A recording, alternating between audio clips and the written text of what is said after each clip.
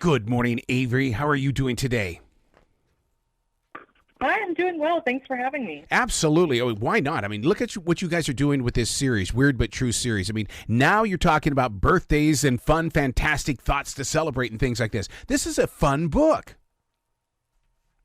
Yeah, thank you. It was a ton of fun to put together. So many interesting facts. So I'm excited to share it with everyone. Now, I know that it's National Geographic Kids, but I'll tell you what, as an adult, I love this book. I thought there are so many things in here that they're just so incredible, and you feel good because you're learning something new. Absolutely. I always say that, it's intended for kids, but I think all of my adult friends would really enjoy it. Most people love celebrating their birthdays, so I think it's a perfect fit for a ton of different ages. Now, one of the things that I think is really fascinating is that I did not know that you could buy cupcakes from an ATM, but you say it right here that you can do that. Yes, you definitely can. I think there's a couple cities in the U.S. I would have to go back into our notes and our sources in the manuscript to double check where those are, but definitely true. What was one thing that you picked up that was like an oh wow moment where it was like, wow, who did the research on this, because this really got my attention. Yeah, I think one of the most interesting things for me is sort of to realize how many people are in the world. So some of those facts really took me aback. So one of my favorites is if 23 people gather in a group, there's a 50% chance that at least two of them will share the same birthday. Let's talk about birthdays, because birthdays to me are so different in the way that I celebrate my birthday every day, and the reason why is because Native Americans see the birthday as being a celebration of motherhood. So now, what is the reason why we decided to let's celebrate a birthday? It's interesting. One of the things that, we wanted to focus on with this book is to make sure that it's global, it's history-based, that we span different centuries, different places. And just as we were saying, different places, different eras, times celebrate birthdays differently. So I think one of the things that's interesting is that, especially I'm thinking about in ancient Rome, it wasn't every single birthday that was celebrated. It was really only high up notable people and only certain milestones. So, for example, their 50th birthday was, by their standards, a huge celebration.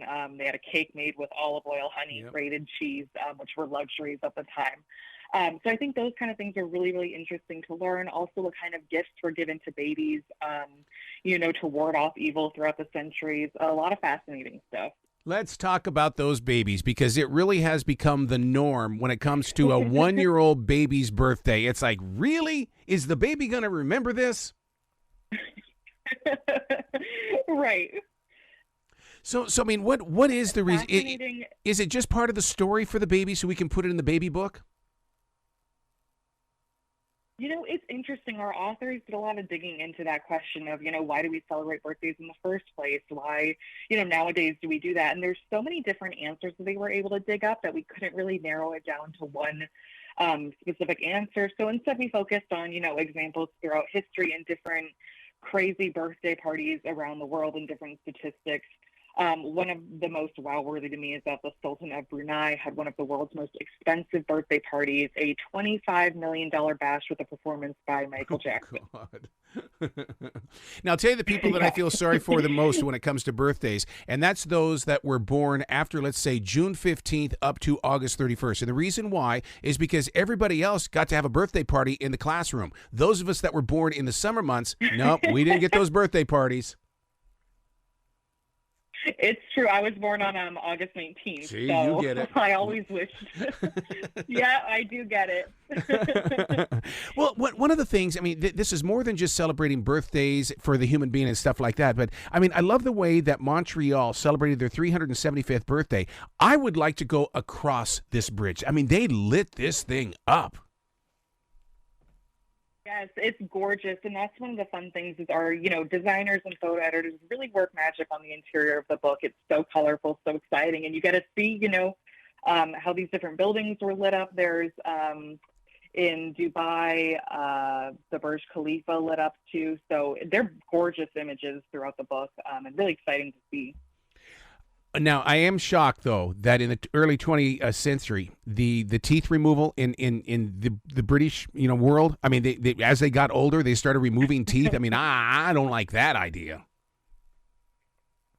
I know. And then can you imagine getting a set of teeth for your birthday? And but they replaced it with false teeth. Then is that true? Yes, and it was typically, I want to say, kind of when they reached adulthood, that was sort of, their gift into society, so to speak. But yeah, it's definitely interesting. I think in medieval Europe, one of our facts is that people used to gift babies rattles made out of coral, which was thought to deter evil spirits from harming the baby. So lots of interesting gifts over the years that we feature in here too. I think the only time that I ever celebrated the birthday of, meaning losing teeth and stuff like that, was when I turned 18. I'm going, okay, here goes those wisdom teeth. They're out the door, man. I'm 18 now. Right, same here. I got to tell you, yesterday I was at the grocery store and I saw the birthday cake Oreo cookies, and I actually started a conversation with somebody. I'm going, did you know how that started? I just read it in this book how that all started. That's very applicable to real life every day. Well, it's such a conversation starting book. I mean, it's one of those where, if people are going to go to a party or anything like that, you do a little bit of show prep and get some, some really cool news instead of talking about politics all the time. Exactly. There's so much fun stuff in here, for kids, adults, anything you're interested in. Us being National Geographic, of course, we want to feature, some things about the natural world and animals. So one of my favorites on those is that baby blue whales gain about 200 pounds every single day until their first birthday. Oh, my God. Those poor little guys.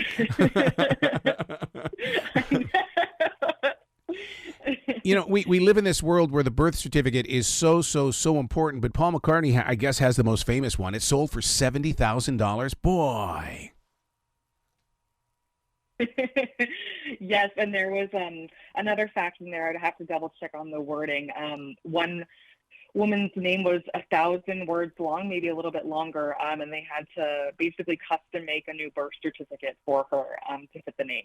Wow. So just fascinating stuff throughout this book. Yeah. We were talking about the 1-year-old babies, celebrating their birthdays and stuff like that. But another trend that seems to be really sparking up is that the adult doesn't want to have one day for their birthday. It's a birthday month. That seems to be taking over. Yes, I can attest to that, or at least several different parties, different places. Mm-hmm. So, is it just another reason for us to get together and to have community and stuff like that? Because it seems like people do take their birthdays very seriously. Oh, absolutely. The funny thing is I'm a twin sister, or I have a twin sister, and of the two of us, she's much more into, the big celebration and the cake and the birthday song, and I'm much more, happy to be in the background with that. So it is interesting to see how much certain people love celebrating their birthday and how they want to celebrate it. One of the most interesting facts I think in the book is that the world record for most candles on one birthday cake is over 72,000, and it took 60 blowtorches to light them. Oh my God! Yeah, so crazy stuff. Mm-hmm. I thought it was very interesting that the Happy Birthday song is public domain, and yet so many restaurants and places do not want to do it in fear of breaking copyright law. Right, exactly. And that was, a big, I don't want to say big legal battle, but there was definitely a copyright contention over that, which we showcase in the book. One of my favorite facts related to the birthday song is that NASA programmed the Curiosity rover to sing Happy Birthday to itself after it spent 1 year on Mars. Oh, my God. See, that's what makes this book so fantastic. How many people actually from the National Geographic staff got into this? Because, I mean, this looks like one of those things where you look at everybody on board and say, all right, you go find one interesting fact and get back to me. I think everyone on our team was so excited that this was the topic for our next Weird But True book.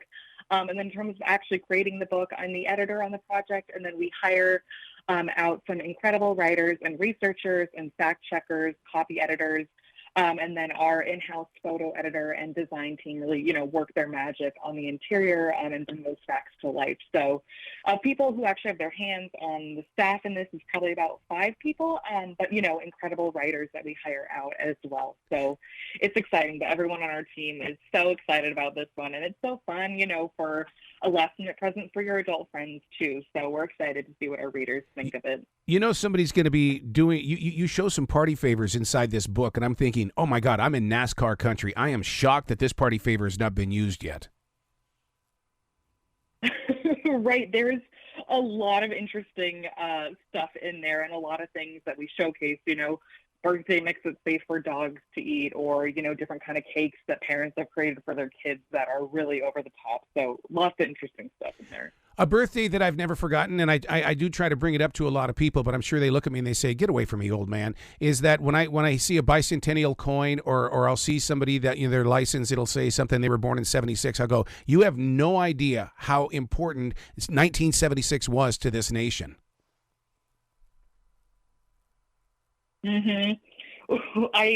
What is it? The 200th anniversary of America. And so what happened is so I'll sit there and I'll share with them that was the year that there was a thing called a freedom train that went across the entire nation with the Liberty Bell on it, and everybody paid to be on this Liberty train, and the coins and stuff like that. To this day, I still have my bicentennial coins. Oh, wow. And it was such a major important day, so that's why when I saw this book and stuff like that, I'm going, oh my God, I've got to bring up the bicentennial year, because this whole entire nation just went crazy over it. Yes, we have a lot of anniversaries. A lot of different companies will celebrate it differently.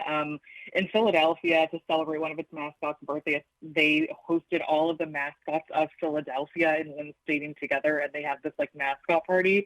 So there's a lot of interesting things that companies will do to celebrate their birthdays, or cities to celebrate certain events. So it's definitely interesting to read about, for sure. And if you're into signs and stuff like that, your book actually puts focus on that as well, because the first thing that I did when I got the book was I had to see, what they say about those that are born in June. Oh, I'm a Cancer. I'm going to go in there and see what they gave me. I like the way that you break it down for everybody who's going to be doing that kind of searching, where they go to the glossary. Oh, absolutely. We know that people love astrology. They want to see that in the book. So we include a lot of that. We include a lot of, your birthstones. One of my favorites is that, let me see, where is it? For thousands of years, people around the world believe that eating ground up pearls, June's birthstone, could cure disease. So we have a ton of interesting stuff there, not just related to birthday celebrations, but also astrology. Another one of my favorites is that we talk about how if you're born on a certain day of the week, you might have certain traits. So, for example, it's believed that people born on Wednesdays are talkative and love to travel, thanks to the day's ruling planet of Mercury. So the country that likes to smash potatoes into people's faces on their birthday, it's mashed potatoes, correct? Hopefully. I hope. Yes, I think so. But see, it's little things like this that, it doesn't matter how old, because I watch a lot of, YA readers and stuff like that. When they find something of interest, they start looking for it. They go to the web. So it's such an instigator when it comes to creating that moment where they can go and learn as well. Right, absolutely. And one of the great things about this Weird But True series is that all of the fun facts are under 30 words. So we purposely made them really bite-sized and really engaging for our readers, so they can browse through and not feel like, they're continuing their school day, but it's something new and exciting they want to do in their free time. For the listeners, I'm just going to ask them, and I know that we'll talk about it. What is so important about Mickey Mouse's birthday, November 18th? I bet your listeners will not understand that, but you share it in this book. Oh gosh, I'm trying to think. The first cartoon premiered. I haven't actually.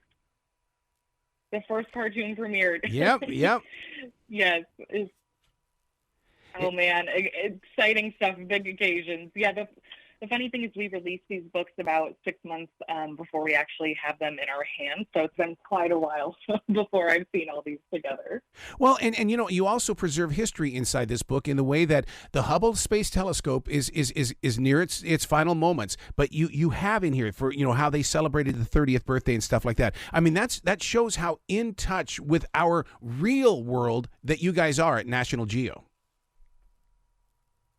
Yeah, absolutely. It's one of our it's one of the core pieces of our brand that we want to educate kids about their world, about the world around them, and that includes space and fascinating topics that we don't think impact our daily lives, but they do, and they're really engaging to learn about. So we always want to showcase that in all of our books, even if they're about birthdays. Absolutely. National Geo has been a part of my life all the way back to my very first visit at the dentist, and you're a part of my life even now. So I love it. I love it. I love it. Oh, good. I'm glad to hear that. Please come back to the show anytime in the future, Avery. The door is always going to be open for you. Oh, well, thank you so much for having me. I really appreciate it. Well, you be brilliant today, okay? All right. Sounds good. You as well. All right, and happy birthday. Thank you. You too.